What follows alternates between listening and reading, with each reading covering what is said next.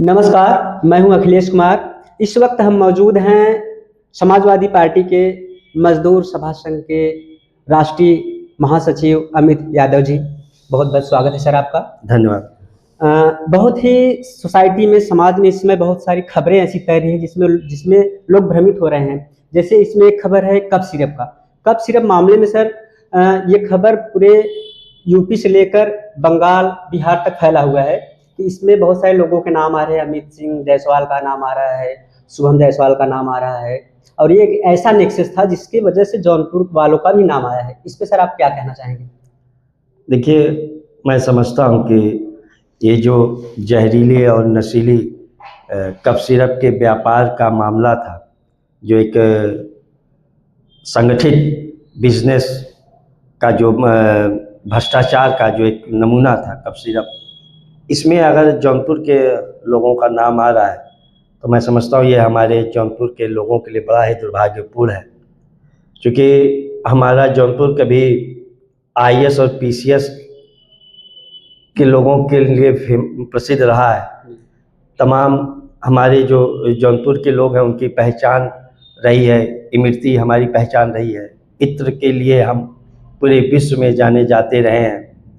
हमारा मक्का पूरी दुनिया में फेमस है।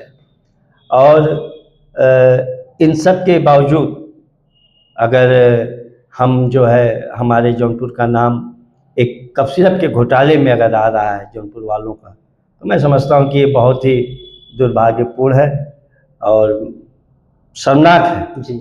हम लोगों को बचना चाहिए, क्योंकि जौनपुर हम सब का एक शहर है जहाँ पे हम लोगों ने जन्म लिया और इसकी सेवा कर रहे हैं, तो इसके मान सम्मान को बढ़ाने का काम भी हमें करना चाहिए।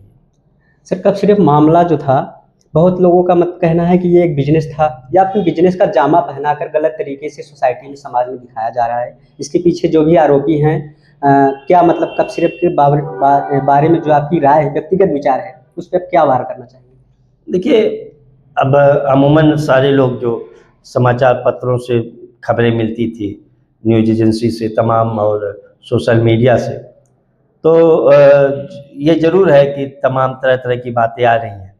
जो लोग आरोपी पकड़े गए हैं तो वो कह रहे हैं कि हम केवल व्यापार करने में हमसे कुछ गड़बड़ी हो गई, हम इस तरीके की चीज़ नहीं कर रहे थे। ये तो सीधी सी बात है, चोर की दाढ़ी में तिनका।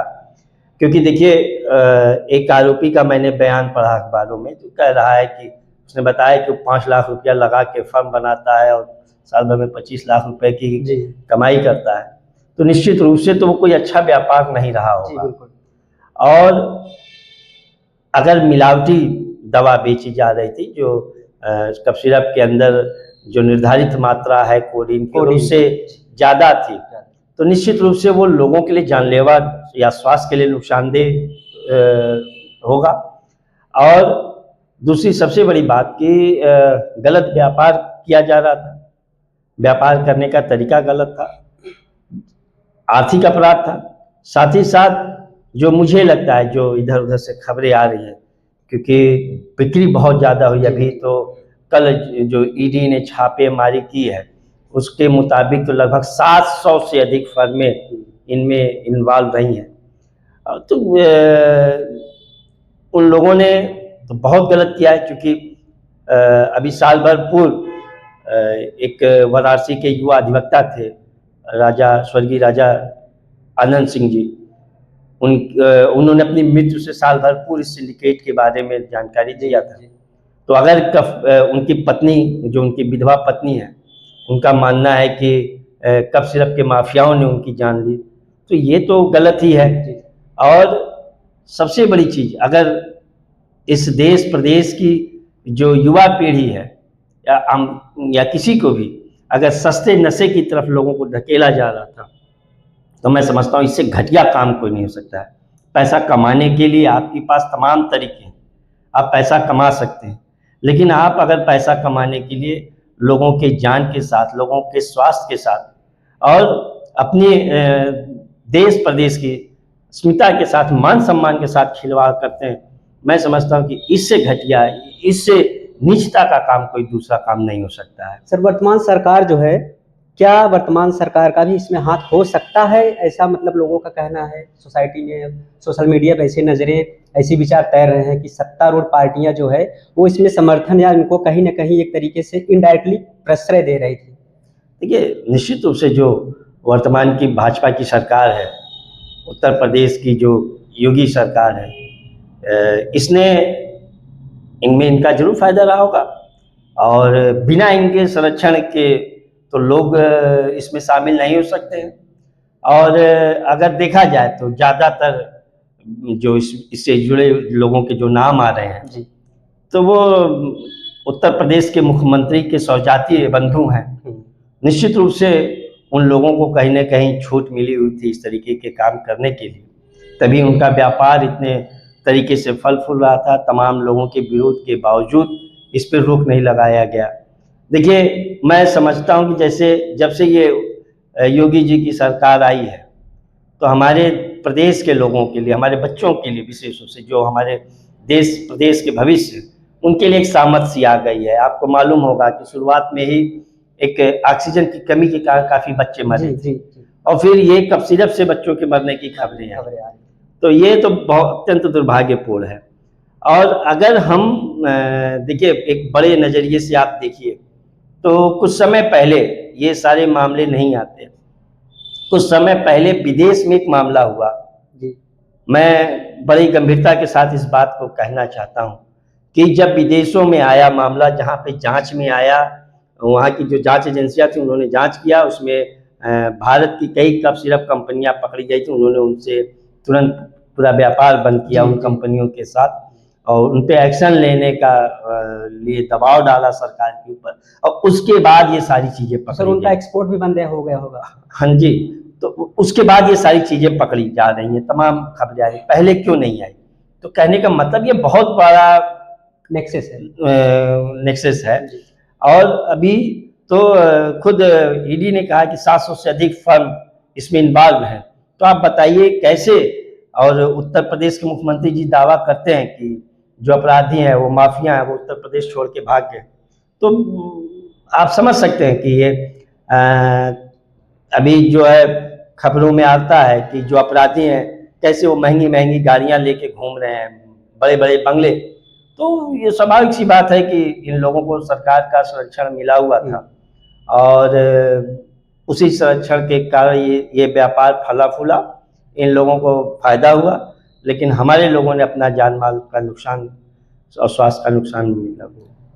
सर, दूसरा सवाल ये है कि समाजवादी पार्टी के राष्ट्रीय अध्यक्ष अखिलेश यादव जी और सांसद धनंजय सिंह, ये दोनों एक दूसरे के ऊपर आरोप प्रत्यारोप कर रहे हैं, वर्तमान में एक दूसरे के ऊपर टीका टिप्पणी करते हुए दिखाई दे रहे हैं। ये क्या मामला हो सकता है, क्यों ऐसा है? देखिए, समाजवादी पार्टी के राष्ट्रीय अध्यक्ष माननीय श्री अखिलेश यादव जी, ये किसी भी बात को अकारण नहीं कहते हैं, और उनकी कोई व्यक्तिगत दुश्मनी किसी से नहीं है।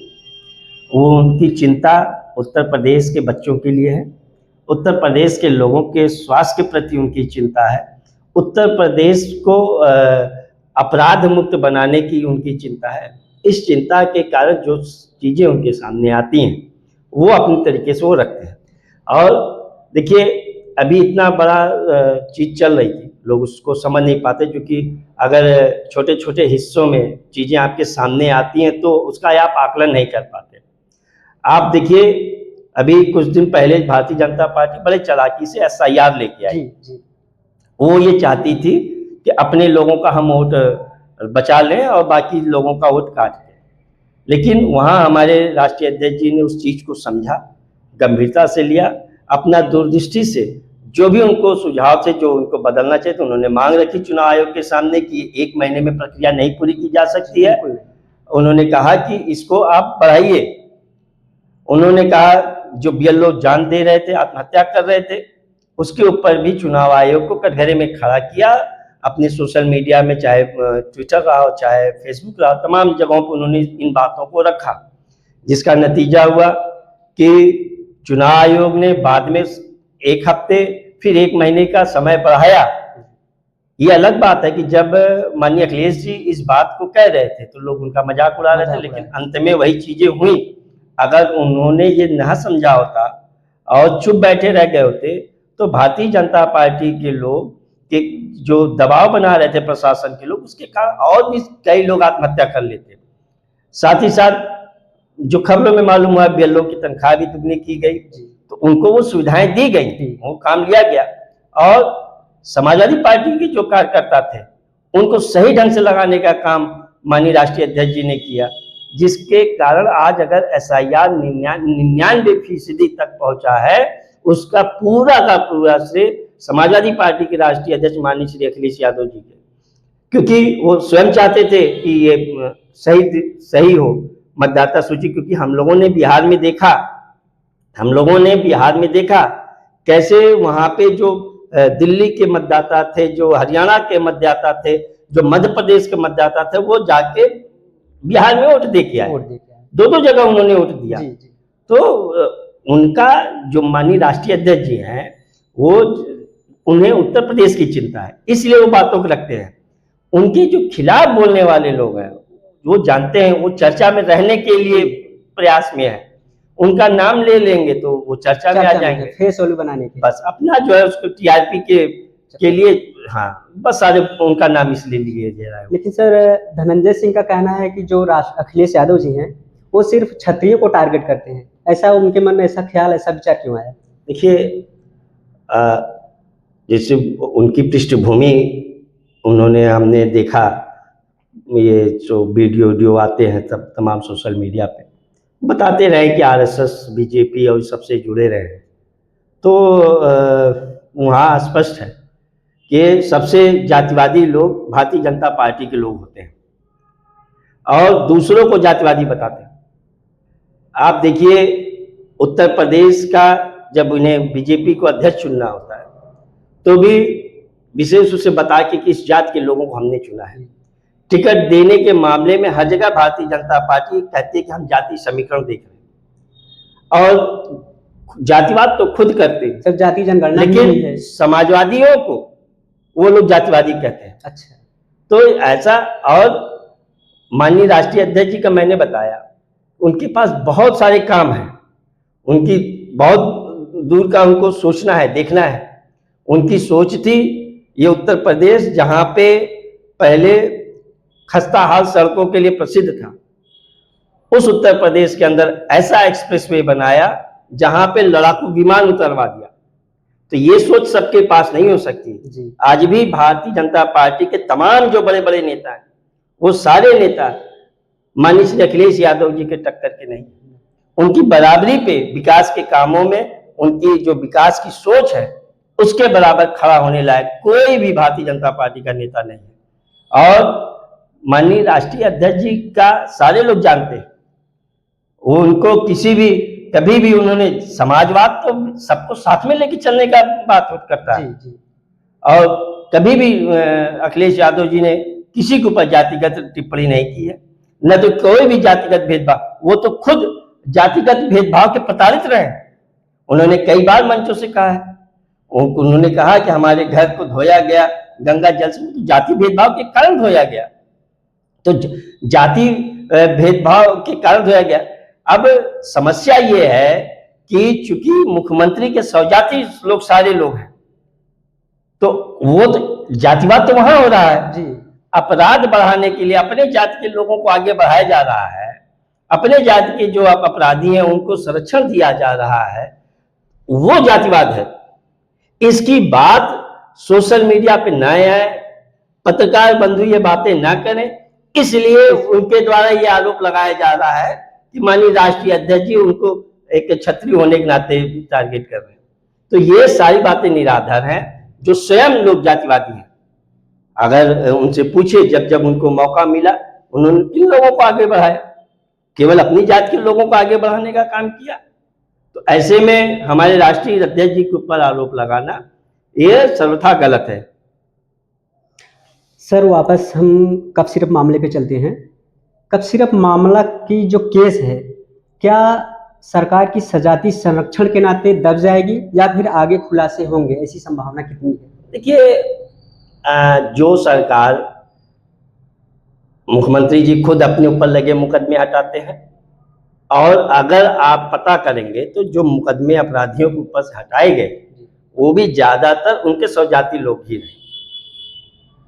ऐसे में और जब इतने सालों से व्यापार फल फूल रहा था, तो आप क्या सोचते हैं कि इसे कैसे सरकार क्यों रोकना चाहेगी? अपने लोगों को कटघरे में नहीं खड़ा करना चाहते हैं? अगर सरकार, उत्तर प्रदेश की सरकार गंभीर होती इस मामले में, तो बहुत पहले ही कार्रवाई कर चुकी होती। वो आज तक मुख्यमंत्री जी ने इस मामले पे कोई बयान भी नहीं दिया है कभी। उनका तो मतलब यह है कि अगर हम कहीं बयान नहीं दे रहे तो इसका मतलब इस प्रकार की कोई घटना प्रदेश में नहीं घट रही है। और तमाम उनके जो अधिकारी हैं वो हमें आके किसी ने कहा कि नहीं वो कोडिन वाला कफ सिरप उससे मृत्यु नहीं है, तमाम सारी चीजें ध्यान लोगों को भटकाने का काम जो उत्तर प्रदेश सरकार के लोग हैं वो ये चीज करते रहे हैं। इनके अधिकारी यही बात लोगों के बीच में रख रहे हैं कि ये कफ सिरप का मामला इतना गंभीर नहीं है। लेकिन मेरा मानना है कि अगर ये मामला इतना गंभीर नहीं है तो क्यों किसी को जान गंवानी पड़ी? कोई औरत क्यों विधवा हो गई? मेरा सवाल है, क्यों एक कंपनी इतना ज़्यादा फायदे कमा रही है? क्यों एक ही नंबर की गाड़ियां जो है खरीदी जा रही हैं, महंगी महंगी गाड़ियां खरीदी जा रही हैं? क्यों जो है सारे जो है ये जो व्यापारी निकल रहे हैं वो ज़्यादातर एक ही जात के निकल रहे हैं? तो अब तरह तरह के, अब देखिए सबसे बड़ी दुर्भाग्यपूर्ण स्थिति ये जो योगी सरकार जिस रामराज को कहती है, ये वही रामराज यहाँ अपराधी स्टूडियो में बैठ के बताता है कि पुलिस को ये कार्रवाई करनी चाहिए। अभी मैं देख रहा था, बड़ी हास्यास्पद स्थिति है कि पुलिस को ऐसे करना चाहिए। आज अपराधी बताएगा कि पुलिस को ऐसा करना चाहिए। आप सोच सकते हैं कौन सा रामराज? ठीक है, आपके ऊपर आरोप लगे हैं, आप जांच करना चाहिए। और मैं समझता हूं कि हमारे देश में जो बच्चे हैं इनको भगवान का दर्जा मिला हुआ, और अगर पूरे विश्व में सबसे घृणित कार्य माने जाते हैं जो बच्चों के खिलाफ हिंसा होती है, उनमें कई जगह तो सजा की माफी नहीं है। तो मैं समझता हूं उनके लिए अलग न्यायालय भी है। तो मैं समझता हूं इन सब चीजों को ध्यान में रखना चाहिए, और जो इनके गलत कर्म है उसकी सजा जरूर मिलेगी, वो चाहे जो हो, जैसा हो। आज आप अपने पैसे के बलबूते और जो सत्ता का संरक्षण आपको मिला हुआ है, जो सरकार के लोग आपके आवभगत में लगे हैं, वो आपको भले ही बचाने की कोशिश करेंगे, लेकिन जो वो सृष्टि चलाने वाला है, जो सबके ऊपर निगाह रखा है, वो कभी आपको माफ नहीं करेगा। और जिन आपने निर्दोष लोगों को, जिन मासूम लोगों को जान गंवानी पड़ी है, उसका दंड आपको जरूर मिलेगा।